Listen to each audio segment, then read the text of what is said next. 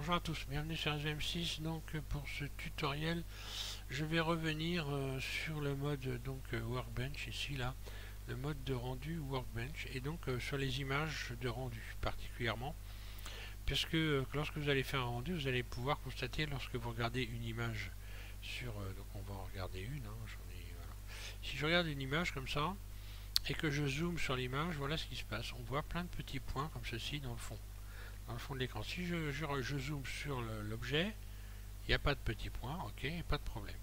Donc ici, dans le fond d'écran, en fait, il y a des petits points. Et pour pallier à ce problème, ben, il faut simplement mettre en fond d'écran ici. Donc j'ai mis un panneau noir pour avoir un panneau noir. Hein. D'ailleurs, j'aurais pu même remettre de l'éclairage pour voir ce que ça donnait. Je vais revenir là. Je survole exposition. Et ben là c'est noir donc il n'y a pas de problème. Voilà, je vais me remettre en vue de la caméra. Voilà, donc là on voit bien que j'ai un fond noir. Je vais baisser l'exposition. Voilà, et en fonction évidemment de ce qu'on a mis ici comme éclairage en quelque sorte, puisque c'est de l'éclairage, hein, on a des rendus différents. Donc là j'attends que ça vienne parce que la liste est très longue. Donc en fonction de ce que je choisis ici, hein, je vais avoir un aspect complètement différent. Voilà. Donc à savoir ça, pour pas avoir de pointillés en fond d'écran, mettre quelque chose en fond d'écran, un objet, et puis lui donner la couleur que vous voulez hein, pour le rendu. D'ailleurs, on va faire l'expérience. Je vais lui donner une autre couleur à mon plan derrière là pour voir. Voilà, là donc il est en noir, je vais le mettre en bleu par exemple, en bleu clair. Tiens là il apparaît toujours en noir, ça c'est assez bizarre.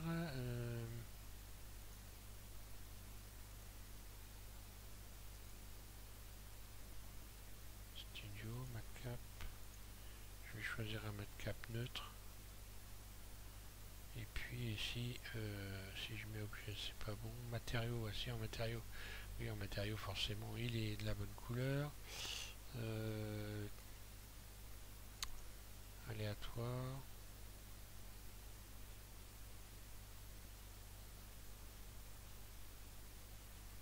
Tiens, comment ça se fait que j'ai pas la bonne couleur là?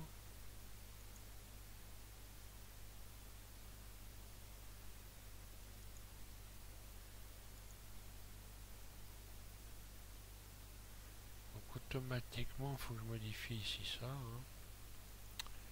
Je vais bien arriver à retrouver le bleu à un moment donné quand même. On va essayer du bleu, non ça, non. Ah, il reste noir, tiens, c'est bizarre ça. Ah, ouais, peut-être, en fait, voilà. Ça vient peut-être de ça. Non.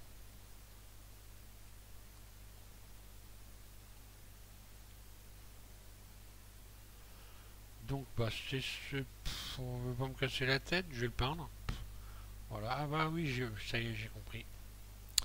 En fait, en réalité, à la base, je l'avais peint, tout simplement. Bah oui, bon, des fois...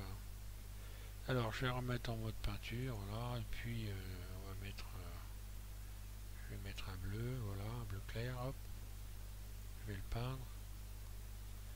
Et normalement, tout devrait rentrer dans l'ordre. Alors, pour le peindre, il faut évidemment que je le subdivise. Donc, je vais le ramener en mode edit. Oui, il a été subdivisé, donc ça devrait le faire. Bah oui, voilà, on voit la peinture là. Hein. Ça rame peut-être un peu, donc je vais me remettre ici, aller rechercher les outils. C'est-à-dire que le problème là, c'est que mon cube est très subdivisé, mon plan est très subdivisé, et là je commence à voir, forcément, ça commence à être un peu lourd, quoi. Est-ce qu'ils vont bien vouloir m'apparaître mes outils?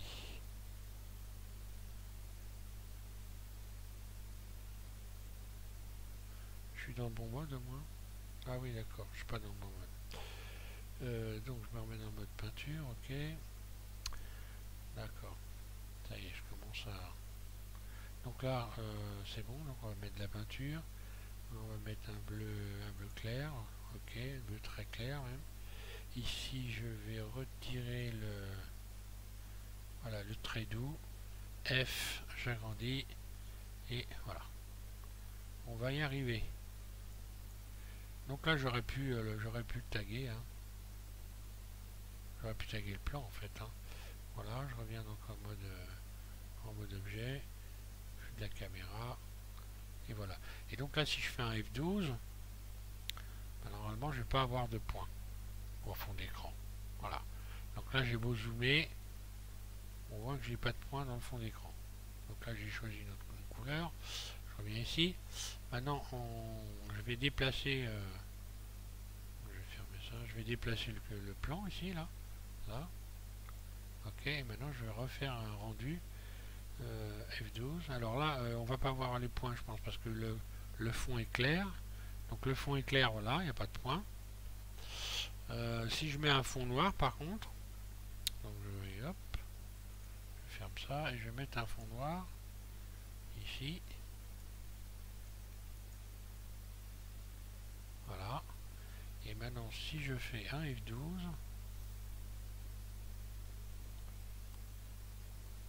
voilà. Là, on les voit les petits points. Je vais refaire l'expérience. Le fond clair. C'est un peu logique, hein. De toute façon, le fond clair, déjà, c'est du blanc. Même si je mets un vert, par exemple, on va faire un F12. Et on va faire l'expérience, voir si on a des petits points ou pas. Et évidemment, là, on voit plus de petits points. Donc, le fait de mettre du noir, ça fait des petits points au fond d'écran. Faut pas oublier aussi que dans ce mode, on a la possibilité de faire des images sans fond, hein, de n'avoir que les objets. Donc, lorsque je vais ici, hein, si je clique sur transparent, lorsque je vais faire un rendu, voilà, j'ai alpha en fond d'écran. Après, je peux aller trafiquer mon image sur Photoshop ou GIMP, enfin une application 2D, hein, et après on peut s'amuser à faire des incrustations sympas. Voilà, donc ça déjà pour donner des explications pour ceux qui seraient surpris par le fait d'avoir des pointillés dans les images. Et puis maintenant, on va voir, je vais donc répondre à la question qui m'avait été posée par Daniel Dizernio. J'avais pas tellement le temps de répondre là, j'ai un peu plus de temps, donc je vais continuer ce tuto. Donc avec les explications en ce qui concerne le tag. Ici, on va voir comment on peut faire pour taguer un objet avec de la peinture, plus ou moins bien, parce qu'après il faut s'entraîner, hein. Voilà, j'ai réouvert Blender, donc CTRL Q.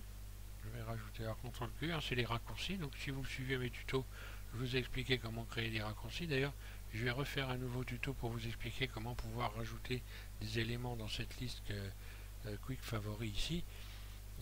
Parce que vous êtes un certain nombre à probablement n'avoir pu mettre qu'un seul élément dans cette liste. Et donc je vais faire un prochain tuto donc sur ce problème là, comment arriver à mettre plusieurs éléments dans la liste. Donc j'ajoute un cube. Donc on voit déjà directement que l'effet, regardez, j'ai choisi caméra puis mise au point caméra sur l'objet.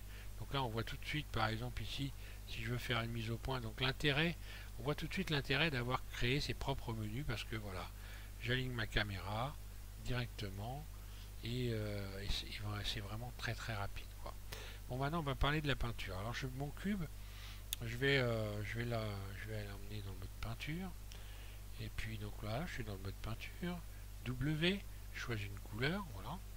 Et je mets de la couleur. J'essaie de mettre de la couleur. Là, il faut, pour pouvoir mettre de la peinture, il faut déjà sélectionner Vertex ici.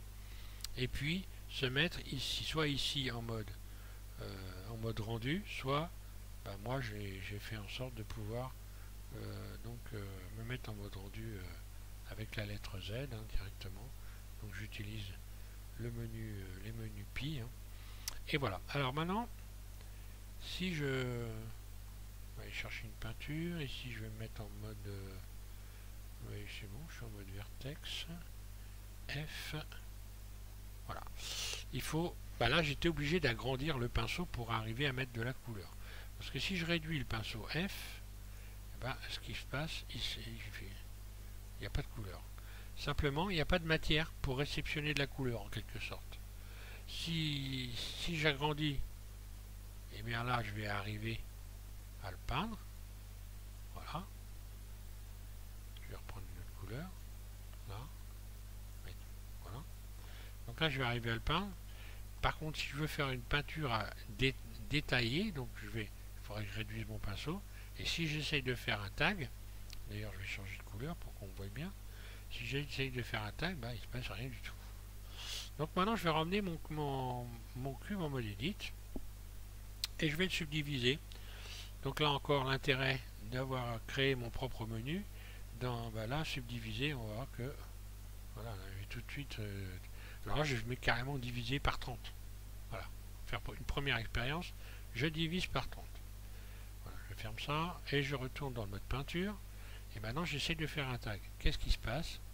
Je fais bien un tag, sauf qu'il n'est pas très très beau. Il faut bien dire les choses comme elles sont, CTRL Z. Alors ce que je vais faire, je vais essayer par exemple d'utiliser un outil. Quand je vais dans les outils ici, voilà, outils, j'ai la possibilité d'adoucir. Alors je vais essayer d'adoucir ça. J'ai la possibilité aussi de faire des réglages ici.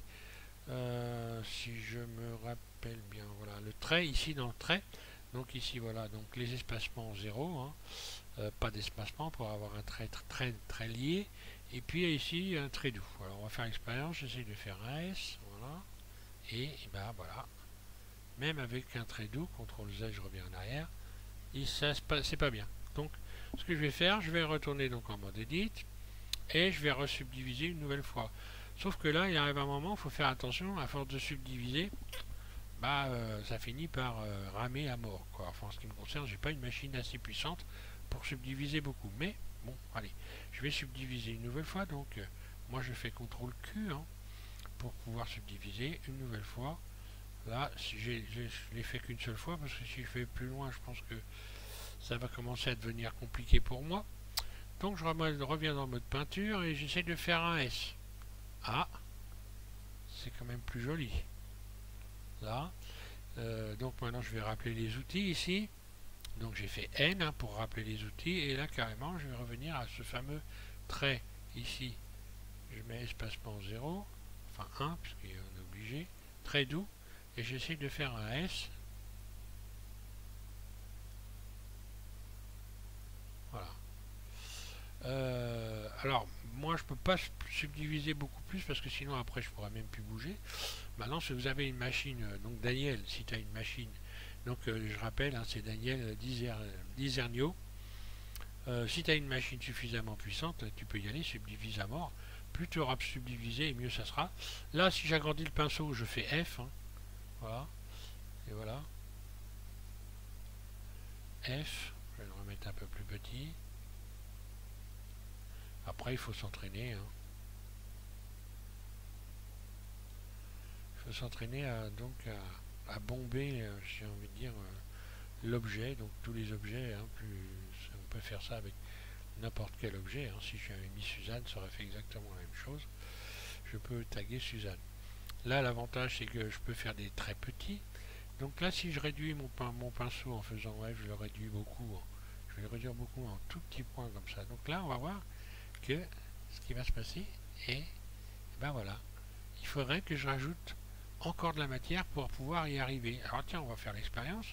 Donc CTRL Z, je supprime ce que je viens de faire. Je vais me remettre en mode edit.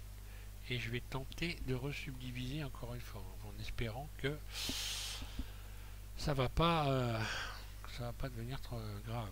Alors, hop, maintenant je réessaye de faire le S. Et voilà. Et là, on voit que ça se passe bien. D'ailleurs, CTRL Z, si je reviens en arrière, que j'agrandis un petit peu mon pinceau, voilà. Là, jusqu'à là, ça va. Après, il faut pas que j'aille plus loin parce que sinon c'est la cata. Voilà pour les explications en ce qui concerne la possibilité de taguer des objets, de peindre des objets de manière un peu plus fine. Je peux, si je réduis encore mon pinceau, voilà, on va mettre tout petit. Bah là, je vais encore retrouver. Il faudrait que je subdivise encore une fois pour avoir plus je vais faire des traits fins, plus je veux qu'ils soient rectilignes, bien, avec des bords bien nets, plus je vais devoir subdiviser. Maintenant, il faut avoir la bécane qui va avec. Voilà pour ce tuto. Donc je vais revenir, je vais refaire un tuto là, donc sur le mode pour donc la vélocité. Donc pour certains réglages à faire éventuellement dans les dans le fichier donc ici des préférences, notamment régler la souris au vol. Moi je n'appuie sur aucun, je n'appuie pas sur sur aucun bouton pour pouvoir avoir mes menus.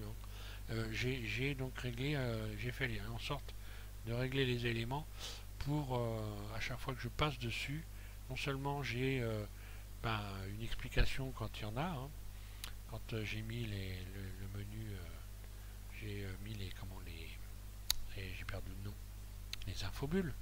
Si vous mettez les infobules, enfin voilà. Donc on verra dans les réglages, je vais faire un petit tour dans le fichier ici, enfin dans préférences utilisateur, et puis la souris c'est un seul clic, je survole je survole les éléments, ils s'ouvrent automatiquement. Ça aussi, ça fait gagner du temps. Enfin, on va voir plein de choses.